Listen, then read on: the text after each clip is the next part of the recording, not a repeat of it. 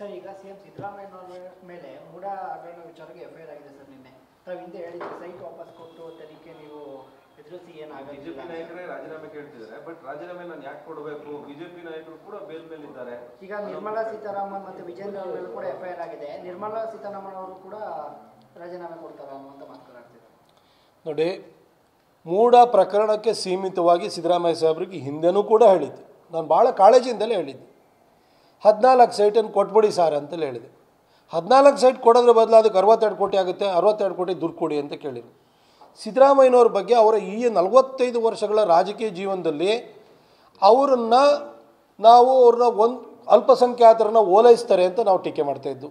ನಮ್ಮ ಕಾರ್ಯಕರ್ತರನ್ನ ಅಲ್ಪಸಂಖ್ಯಾತರಲ್ಲಿ ಪುಂಡ್ರಿರೋವಂಥವ್ರು ಹತ್ಯೆ ಮಾಡಿದಾಗ ಇವರು ಮೌನ ವಹಿಸಿದ್ರು ಅಂತ ನಾವು ಅವ್ರಿಗೆ ಹೇಳಿದ್ದೀವಿ. ಅವ್ರದ್ದು ಆಡಳಿತ ವ್ಯವಸ್ಥೆ ಕುಸಿದು ಬಿದ್ದಿದೆ ಅಂತ ನಾವು ಹೇಳಿದ್ವಿ. ಕಾನೂನು ವ್ಯವಸ್ಥೆ ಹದಗೆಟ್ಟಿದ್ದೀವಿ ಅಂತ ಹೇಳಿದ್ವಿ. ಆದರೆ ಸಿದ್ದರಾಮಯ್ಯನವ್ರನ್ನ ಭ್ರಷ್ಟ ಅಂತ ನಾವು ಯಾವತ್ತೂ ಹೇಳ್ತಿರಲಿಲ್ಲ. ಆದರೆ 14 ಸೈಟನ್ನು ಅಕ್ರಮವಾಗಿ ಪಡ್ಕೊಂಡಿದ್ದಲ್ದಲೆ ಅದಕ್ಕೆ 62 ಕೋಟಿ ಕೊಟ್ಟು ಮೂಡೋದವ್ರು ಕೊಡಲಿ, ನಾನು ವಾಪಸ್ ಕೊಡ್ತೀನಿ ಅಂತ ಹೇಳೋ ಮುಖಾಂತರವಾಗಿ ಇಷ್ಟು ವರ್ಷ ಅವರು ರಾಜಕೀಯ ಜೀವನದಲ್ಲಿ ಏನು ಮೌಲ್ಯಗಳನ್ನು ಕಾಪಾಡ್ಕೊಂಡು ಬಂದಿದ್ರು ಅದ್ರ ಬಗ್ಗೆ ಪ್ರಶ್ನೆ ಹೇಳುವ ರೀತಿಯಲ್ಲಿ ಅವರೇ ಮಾಡ್ಕೊಂಡಿದ್ದಾರೆ. ಅದು ಸ್ವಯಂಕೃತ ಅಪರಾಧ. ಅವತ್ತು ಹೇಳಿದೆ 14 ಸೈಟ್ ಕೊಟ್ಬಿಡಿ ಸರ್. ಎಲ್ಲರೂ ಅದರೊಳಗಡೆ ಫಲಾನುಭವಿಗಳಿದ್ದಾರೆ, ಎಲ್ಲ ಪಕ್ಷದವ್ರು ಇದ್ದಾರೆ, ಎಲ್ಲ ಕಳ್ಳರು ಸಿಕ್ಕಾಕೊಳ್ತಾರೆ. ನೀವೊಬ್ಬರೇ ಯಾಕೆ ಕಳಂಕ ಹೊತ್ಕೊಳ್ತೀರಿ ಅಂತ ನಾನು ಅವತ್ತೂ ಅವರಿಗೆ ಪರಿಪರಿಯಾಗಿ ಬಿಡಿಸಿ ಹೇಳಿದೆ.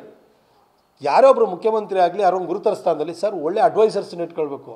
ಅಲ್ಲಿ ಬರೀ ಏನು ಅಂತಂದರೆ ತಮಗೆ ಬೇಕಾದನ್ನು ಬಹುಪರಾಕ್ ಹಾಕುವಂಥವ್ರನ್ನ ಇಟ್ಕೊಂಬಿಟ್ರೆ ಅವರು ಇದೇ ಥರ ದಾರಿ ತಪ್ಪಿಸ್ತಿರ್ತಾರೆ.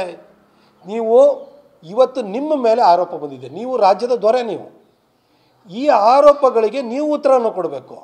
ನೀವಿದ್ದಾಗ ಮಾಡಲಿಲ್ವಾ, ಆಯಿತು ಬಿ ಜೆ ಪಿ ಇದ್ದಾಗ ತಪ್ಪೇ ಮಾಡಿದೆ ಅಂತ ತಿಳ್ಕೊಳ್ಳಿ. ಅದಕ್ಕೋಸ್ಕರ ನಿಮಗೆ 136 ಸೀಟ್ ಕೊಟ್ಬಿಟ್ಟು ನಿಮ್ಮನ್ನು ಅಧಿಕಾರದಲ್ಲಿ ಕೂರಿಸಿದಿರಿ. ಮತ್ತು ನೀವು ಬಿ ಜೆ ಪಿ ತಪ್ಪು ಹಾಕೊಳ್ಳಿಕ್ಕೆ ಹೋಗ್ತಿದ್ರಿ. ತಪ್ಪು ಮಾಡಿದ್ದಾರೆ ಅಂತಲೇ ಒಂದು ಕ್ಷಣಕ್ಕೆ ಅನ್ಕೊಂಬಿಡೋಣ.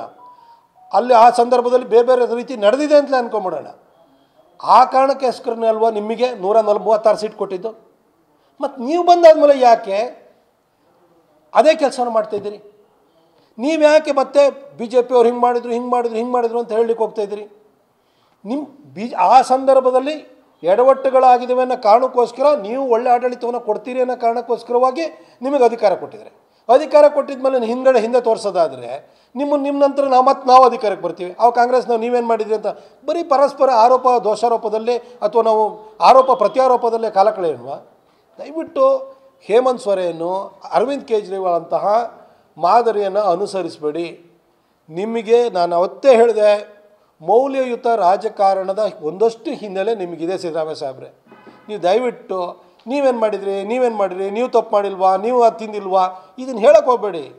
ನೀವು ಒಳ್ಳೆ ಮಾದರಿಯನ್ನು ಕರ್ನಾಟಕ ಹಾಕ್ಕೊಡಿ. ಲೋಕಾಯುಕ್ತ ನಿಮ್ಮ ಕೈಯಲ್ಲೇ ಇದೆ, ನಿಮ್ಮ ಸರ್ಕಾರದ ಅಧೀನದಲ್ಲೇ ಇದೆ. 3 ತಿಂಗಳಲ್ಲಿ ತನಿಖೆಯನ್ನು ಮುಗಿಸ್ಬಿಡಿ.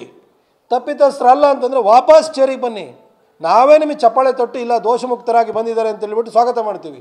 ಆದರೆ ಇವತ್ತು ನೀವು ರಿಸೈನ್ ಮಾಡಲಿಕ್ಕೆ ನಿರಾಕರಿಸ್ತಾ ಮತ್ತೆ ಬಿ ಜೆ ಪಿ ಬಗ್ಗೆ ಇನ್ನೊಂದು ಪಕ್ಷದ ಬಗ್ಗೆ ಬೆರಳು ತೋರಿಸೋಂಥ ಕೆಲಸನ ಮಾಡಬೇಡಿ.